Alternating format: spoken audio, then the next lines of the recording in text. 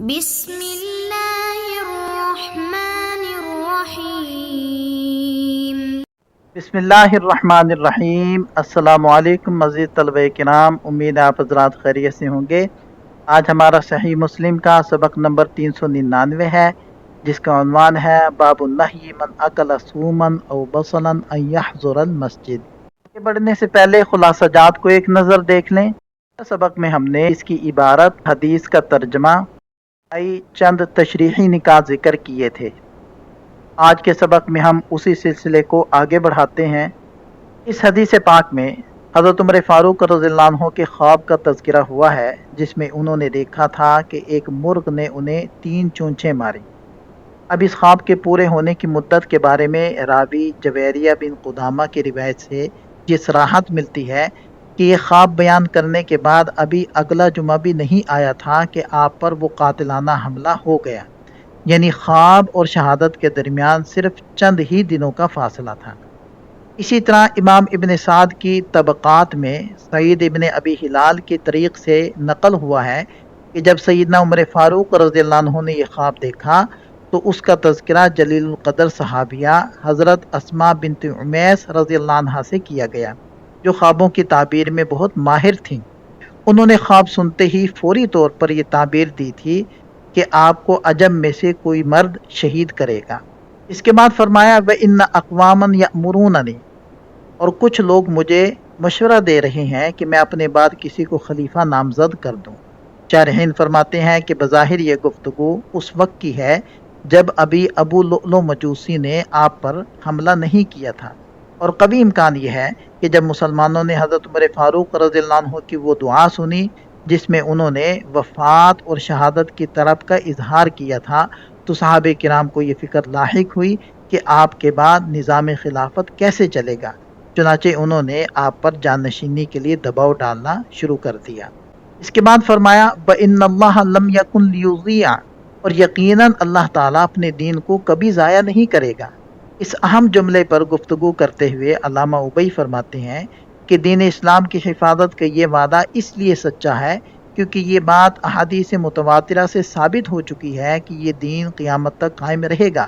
ورنہ عقلی اور کلامی اعتبار سے اللہ تعالیٰ پر کوئی چیز واجب یا لازم نہیں ہے، یہ محض اس کا فضل اور سچا وعدہ ہے۔ آخر میں قاضی یاز رحمہ اللہ اس بحث سے ایک بہت بڑا اور اہم فقہی ضابطہ اخذ کرتے ہوئے فرماتے ہیں کہ حضرت عمر فاروق رضی اللہ عنہ کا جان نشینی کی فکر کرنا اور مسلمانوں کا ان سے خلیفہ نامزد کرنے کا تقاضا کرنا اس بات کی واضح اور قطعی دلیل ہے جس پر تمام مسلمانوں کا اجماع ہے، اور وہ یہ ہے کہ مسلمانوں کے لیے اپنے اوپر ایک حاکم، امیر یا امام مقرر کرنا شرعاً واجب اور لازمی ہے تاکہ دین کا نظام، حدود شرعیہ کا نفاذ اور امت کا دفاع برقرار رہ سکے۔ اس حدیث میں ذکر ہے کہ حضرت عمر فاروق رضی اللہ عنہ نے خلافت کا معاملہ 6 افراد کی شورا کے سپرد فرمایا۔ تاریخ اور حدیث کے مسلمہ ثبوتوں کے مطابق ان 6 جلیل القدر صحابہ کرام کے نام یہ ہیں: حضرت عثمان ابن عفان، حضرت علی ابن ابی طالب، حضرت طلحہ ابن عبید اللہ، حضرت زبیر بن عوام، حضرت سعد بن ابی وقاص، حضرت عبد الرحمن ابن عوف رضی اللہ عنہم اجمعین۔ سیدنا فاروق اعظم رضی اللہ عنہ نے خلافت کا دائرہ صرف ان 6 حضرات تک اس لیے محدود فرمایا کیونکہ آپ کی نظر میں یہ حضرات اس دور کے تمام مسلمانوں میں سب سے افضل اور خلافت کے اہل تھے، اور آپ نے ان کے حق میں یہ تاریخی جملہ فرمایا کہ نبی پاک صلی اللہ علیہ وسلم دنیا سے تشریف لے گئے تو وہ ان سب سے راضی تھے۔ یہاں راضی ہونے سے مراد ایک خاص درجے کی رضامندی اور قربت تھی، ورنہ آپ صلی اللہ علیہ وسلم تو اپنے تمام صحابہ کرام سے اصلاً راضی تھے۔ چونکہ حضرت عمر فاروق رضی اللہ عنہ کے نزدیک ان 6 میں سے کسی ایک کا نام متعین کرنا مشکل ہو رہا تھا، اس لیے انہوں نے یہ معاملہ شورا پر چھوڑا تاکہ دیگر مسلمانوں کی رائے بھی اس میں شامل ہو سکے۔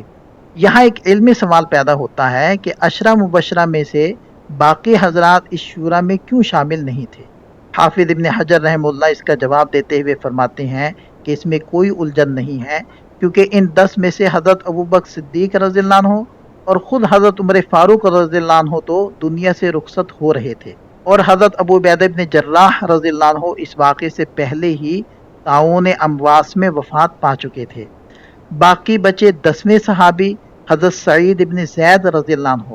وہ رشتے میں حضرت عمر فاروق رضی اللہ عنہ کے چچا زاد بھائی تھے اور آپ کے بہنوئی بھی تھے۔ حضرت عمر نے ان کا نام شورا میں صرف اس لیے شامل نہیں کیا تاکہ خلافت کے معاملے میں اپنے کسی رشتہ دار کو نوازنے کا کوئی شائبہ بھی باقی نہ رہے، جو کہ آپ کی کمال تقوی اور عدل کی دلیل ہے۔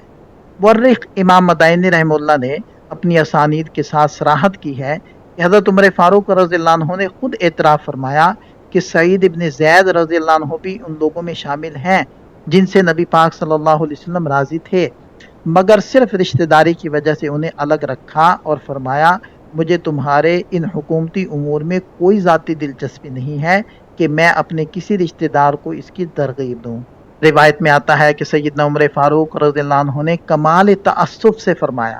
اگر آج امیر الامت حضرت ابو عبیدہ بن جراح رضی اللہ عنہ زندہ ہوتے تو میں خلافت ان کے سپرد کرنے میں ایک لمحے کا بھی تردد نہ کرتا، اور اگر میرا رب مجھ سے پوچھتا تو میں عرض کر دیتا کہ میں نے تیرے نبی صلی اللہ علیہ وسلم کو فرماتے سنا تھا کہ یہ اس امت کے امین ہیں، اور اگر حضرت سالم مولا ابی حذیفہ رضی اللہ عنہ زندہ ہوتے تو میں انہیں خلیفہ بنا دیتا اور خدا کے پوچھنے پر کہہ دیتا کہ میں نے نبی پاک صلی اللہ علیہ وسلم سے سنا تھا کہ سالم اللہ سے ایسی محبت کرتے ہیں کہ اگر وہ اللہ سے نہ بھی ڈریں تب بھی اس کی نافرمانی نہ کریں۔ جب آپ نے یہ باتیں فرمائی تو مجلس میں موجود لوگوں نے عرض کیا اے امیر المؤمنین، آپ اپنے بیٹے حضرت عبداللہ ابن عمر رضی اللہ عنہما کو ہی اپنا جانشین کیوں نہیں نامزد کر دیتے؟ وہ اپنے فضل، علم، تقوی اور اسلام میں سبقت کی وجہ سے اس منصب کے پوری طرح اہل ہیں۔ یہ سن کر حضرت فاروق اعظم رضی اللہ عنہ کا خوف خدا اور تقوی تڑپ اٹھا اور انہوں نے وہ جملہ ارشاد فرمایا جو رہتی دنیا تک تاریخ عدل کا تاج ہے۔ آپ نے فرمایا آل خطاب کے لیے بس اتنا ہی کافی ہے کہ ان کا ایک ہی آدمی یعنی عمر اس امارت اور حکومت کے خوفناک حساب و کتاب کے لیے اللہ کے حضور کھڑا کیا جائے۔ خدا کی قسم میں تو یہ تمنا رکھتا ہوں کہ میں اس خلافت کے بوجھ سے اس طرح برابر سرابر نجات پا جاؤں کہ نہ مجھے اس کا کوئی ثواب ملے اور نہ مجھ پر اس کا کوئی گناہ ہو، لا لی بھلا علیہ۔ روایت میں یہ بات بھی منقول ہے کہ سیدنا عمر فاروق رضی اللہ عنہ نے فرمایا خدا کی قسم میں نے پکا ارادہ کر لیا تھا کہ تمہارے حکمران ایک ایسے شخص کو بنا دوں جس سے مجھے یہ پوری امید ہے کہ وہ تمہیں بالکل حق کے راستے پر چلائے گا، اور آپ نے اپنے کلام یا اشارے سے حضرت علی بن ابی طالب رضی اللہ عنہ کی طرف اشارہ فرمایا۔ لیکن پھر آپ کا کمال احتیاط و تقوی دیکھیے، آپ نے فرمایا لیکن پھر میں نے سوچا کہ میں اس خلافت کی ذمہ داری کو اپنی زندگی میں بھی اٹھاؤں اور مرنے کے بعد بھی اپنے سر لے کر جاؤں، یہ مجھے منظور نہیں، لہذا اب تم ان ارکان شورا کی طرف رجوع کرو جن کے بارے میں نبی پاک صلی اللہ علیہ وسلم نے واضح گواہی دی ہے کہ وہ جنتی ہیں۔ اس وقت حضرت طلحہ ابن عبید اللہ رضی اللہ عنہ مدینہ منورہ میں موجود نہیں تھے بلکہ کہیں باہر گئے ہوئے تھے۔ جب اگلی صبح ہوئی تو حضرت عمر فاروق رضی اللہ عنہ نے حضرت علی اور شورا کے دیگر 4 موجود ارکان کو اپنے پاس بلایا اور فرمایا میں نے پورے معاشرے پر نظر دوڑائی ہے اور میں نے پایا ہے کہ تم ہی لوگ عوام کے سربراہ اور ان کے قائد ہو، یہ خلافت کا منصب صرف تم ہی میں ہونا چاہیے اور تم ہی اس کے اہل ہو۔ مجھے تمہارے بارے میں عوام کا کوئی خوف نہیں ہے کہ وہ سرکشی کریں گے، بلکہ مجھے خوف ہے تو تمہارا آپس کا اختلاف ہے کہ کہیں تم حکومت کے معاملے میں ایک دوسرے کے سامنے نہ آ جاؤ۔ یاد رکھو نبی پاک صلی اللہ علیہ وسلم جب دنیا سے تشریف لے گئے تو وہ آپ تمام حضرات سے راضی تھے۔ اب تم سب ام المؤمنین سیدہ عائشہ رضی اللہ عنہا کے حجرے کے پاس جمع ہو جاؤ، آپس میں مشورہ کرو اور اپنے میں سے کسی ایک کا انتخاب کر لو۔ اس کے بعد حضرت عمر فاروق رضی اللہ عنہ نے نظم حکومت کو معطل ہونے سے بچانے کے لیے یہ عبوری اور انقلابی احکامات جاری فرمائے۔ ایک تو یہ دیا کہ جب تک نیا خلیفہ نامزد نہیں ہوتا 3 دن تک حضرت صہیب رومی رضی اللہ عنہ مسلمانوں کو نماز پڑھائیں گے۔ دوسرا یہ دیا کہ چوتھا دن شروع ہونے سے پہلے پہلے مسلمانوں پر ان کا مستقل امیر مقرر ہو جانا چاہیے، اس میں مزید تاخیر نہ ہو۔ تیسرا حکم یہ دیا کہ میرے بیٹے عبداللہ اس مشرے کی مجلس میں صرف ایک مشیر کے طور پر حاضر رہیں گے، لیکن خلافت کے منصب یا ووٹنگ میں ان کا کوئی حصہ یا حق نہیں ہوگا۔ चौथी बात ये फरमाई कि अगर हज़रत तलहा रज़ी अल्लाह अन्हु इन 3 दिनों के अंदर वापस आ जाएं तो वो इस शूरा में तुम्हारे बराबर के शरीक होंगे, और अगर वो इन 3 दिनों में न पहुंच सकें तो तुम लोग उनका इंतज़ार किए बगैर अपना फैसला नाफिज कर देना। फैसले को किसी भी किस्म की इंतशार या बैरूनी मुदाखलत से बचाने के लिए हज़रत उमर फ़ारूक रज़ियल्लाहु अन्हु ने अंसार मदीना के जलील क़दर क़ायद हज़रत अबू तलहा अंसारी रज़ियल्लाहु अन्हु को बुलाया और फरमाया, ए अबू तलहा, अल्लाह ताला ने आप अंसार के ज़रिए ही इस्लाम को इज़्ज़त और क़ुव्वत दी है। अब आप अंसार में से 50 मुसल्लह अफराद का इंतखाब करें और इस शूरा के हुजरे के बाहर पहरा दें, यहाँ तक कि यह हजरात अपने में से किसी एक को खलीफा मुंतखब कर लें। इसी तरह आपने हज़रत मिक़दाद इब्न असवद रज़ियल्लाहु अन्हु को बुलाकर ये वसीयत फरमाई कि जब तुम मुझे मेरी कब्र में उतार चुको तो फौरी तौर पर इन अरकान शुरा को एक जगह जमा कर देना ताकि ये खलीफा का इंतखाब करें, और हज़रत अब्दुल्ला इब्न उमर रज़ियल्लाहु अन्हुमा को भी उनके साथ बिठाना, मगर हुकूमत में उसका कोई हिस्सा न रखना। इसके बाद आपने अददी अक्सरियत और फैसले की हतमी तकमील के लिए चंद इंतहाई सख्त तंबीही ज़ाब्ते मुकर्रर फरमाए ताकि उम्मत किसी बड़े फितने का शिकार ना हो। एक नुक्ता ये जिक्र किया, अगर 6 में से 5 अरकान एक राय पर मुत्तफिक हो जाएं और सिर्फ एक शख्स मुखालफत करे तो उम्मत में फूट डालने की वजह से उसकी गर्दन उड़ा दी जाए। अगर 4 अरकान एक शख्स पर राजी हों और 2 अरकान मुखालफत करें तो उन दोनों के सर कलम कर दिए जाएं, और अगर राय बराबर हो जाए यानी 3 अरकान एक तरफ हों और 3 दूसरी तरफ, तो ऐसी सूरत में वो मेरे बेटे अब्दुल्ला बिन उमर को सालिस यानी जज माने, वो जिसके हक में फ़ैसला करें उसे खलीफा मान लिया जाए। और अगर वो हज़रत अब्दुल्ला के फ़ैसले पर राज़ी ना हो तो फिर वो इस धड़े के साथ खड़े हों जिसमें हज़रत अब्दुर्रहमान इब्न औफ रज़ियल्लाहु अन्हु शामिल हैं,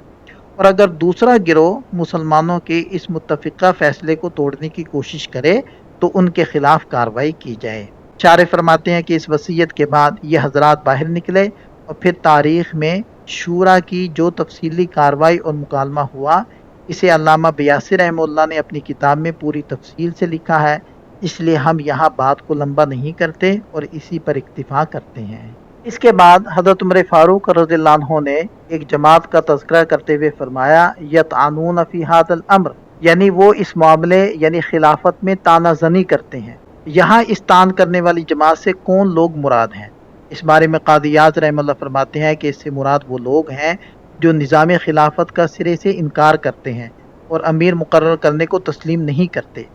हज़रत उमर ने उन लोगों को जो कुफर और गुमराही से तशबीह दी है, इसकी वजह यह है कि खिलाफत में तान करना और इस्लामी नज़म को तोड़ना दरअसल उन लोगों का काम है जो नबी पाक सल्लल्लाहु अलैहि वसल्लम की वफ़ात के बाद मुर्तद हो गए थे, और अगर इन तान करने वालों ने खिलाफत के उस इनकार को शरान हलाल समझ कर किया हो तो वो हकीकत में भी दायरे इस्लाम से खारिज शुमार होंगे। इसके बरक्स अल्लामा कुर्तबी इसकी एक और तोजी बयान करते हैं। वो फरमाते हैं कि यहाँ तान करने से मुराद यह है कि उन लोगों ने हज़रत उमर के इस फैसले पर एतराज़ किया जिसके तहत उन्होंने खिलाफत को 6 अफराद की शूरा में मुनहसर किया था, और ये लोग इन 6 अकाबरीन पर राज़ी नहीं थे। चुनाचे उनके हक़ में जो कुफर का लफ्ज़ इस्तेमाल हुआ, इससे मुराद या तो ये है कि वो दिल से मुनाफिक थे जिन्होंने इस्लाम के नज़म के ख़िलाफ़ अपना इनाद ज़ाहिर कर दिया, या फिर उनका ये फ़ेल काफिरों जैसा था कि उन्होंने हक़ को छोड़कर अपनी ख्वाहिशात नफसानी की पैरवी की। इस सूरत में यहाँ कुफर से मुराद कुफ्र हकीकी नहीं बल्कि कुफ्र नेमत यानी अल्लाह की दी हुई सियासी नेमत और अमन की नाशुक्री है। इसके बाद हज़रत उमर फ़ारूक रज़ियल्लाहु अन्हु ने कलाला के बारे में इरशाद फरमाया, इल्मुल फ़राइज़ में कलाला की तारीफ़ और तफसीर में फ़ुक़हा का इख्तिलाफ़ रहा है, लेकिन जमहूर सहाबा और अइम्मा किराम का इस बात पर इजमा और इत्तिफ़ाक़ है कि कलाला उस मरने वाले को कहते हैं जिसका ना तो कोई बेटा या पोता हो और ना ही उसका बाप या दादा जिंदा हो, यानी जिसके आगे और पीछे कोई जड़ और शाख ना हो, सिर्फ दाएं बाएं के रिश्तेदार यानी बहन भाई मौजूद हों, उसे कलाला कहा जाता है। आगे मसाइल की बहुत ज़्यादा बारीकी जिक्र की गई है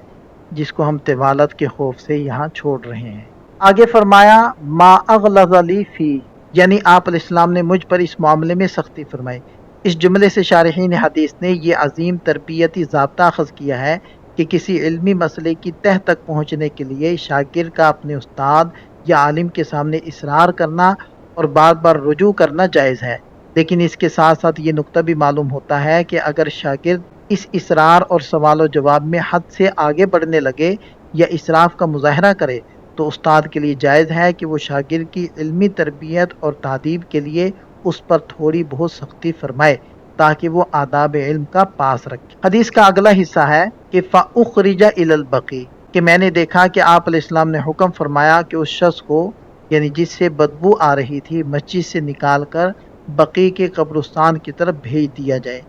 اس سے یہ قطعی فقہی حکم ثابت ہوتا ہے کہ جس شخص کے منہ یا جسم سے لہسن، پیاز یا کسی اور چیز کی تیز بدبو آ رہی ہو، اسے مسجد سے باہر نکال دینا بالکل جائز بلکہ لازم اور ضروری ہے۔ اس میں دوسرا بڑا فائدہ یہ معلوم ہوتا ہے کہ شریعت نے صاحب اختیار شخص کو یہ حق دیا ہے کہ وہ معاشرے سے برائی اور ناپسندیدہ چیزوں کا خاتمہ اپنے ہاتھ کی طاقت سے کرے، بشرطے کہ وہ اس کی استطاعت رکھتا ہو تاکہ دوسرے نمازیوں اور فرشتوں کی راحت کا تحفظ کیا جا سکے۔ حدیث کے آخر میں آپ علیہ السلام کا یہ واضح ضروری اصول منقول ہے کہ فَلْيُمِتْهُمَا طَبْخًا، کہ جو شخص ان دونوں یعنی لہسن اور پیاز کو کھانا ہی چاہتا ہے تو اسے چاہیے کہ وہ پکا کر ان کی بو کو مار دے۔ شارحین فرماتے ہیں کہ یہاں موت دینے سے مراد پودے کو ختم کرنا نہیں بلکہ پکا کر اس کی تیز اور ناپسندیدہ بدبو کی قوت اور حدت کو بالکل توڑ دینا ہے تاکہ وہ دوسروں کے لیے تکلیف کا باعث نہ رہے۔ اس اسناد کے رجال 7 ہیں۔ پہلے ہیں محمد ابن مثنی، دوسرے ہیں یحییٰ بن سعید القطان، تیسرے ہیں ہشام بن ابی عبداللہ، چوتھے ہیں قتادہ بن دعامہ السدوسی، پانچویں ہیں سالم بن ابی الجعد، اور چھٹے ہیں معداد بن ابی طلحہ،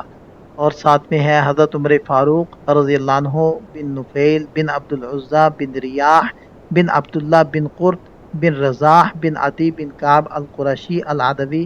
امیر المؤمنین ہیں۔ 23 ذو الحجہ کو ان کو شہید کیا گیا۔ وبه قال حدثنا ابو بکر بن ابی شیبہ قال حدثنا اسماعیل بن علیہ عن سعید بن ابی عروبہ قال وحدثنا زہیر بن حرب واسحاق بن ابراہیم کلاہما عن شبابۃ بن سوار قال حدثنا شعبۃ جميعا عن قتادہ فی هذا الاسناد مثلہ۔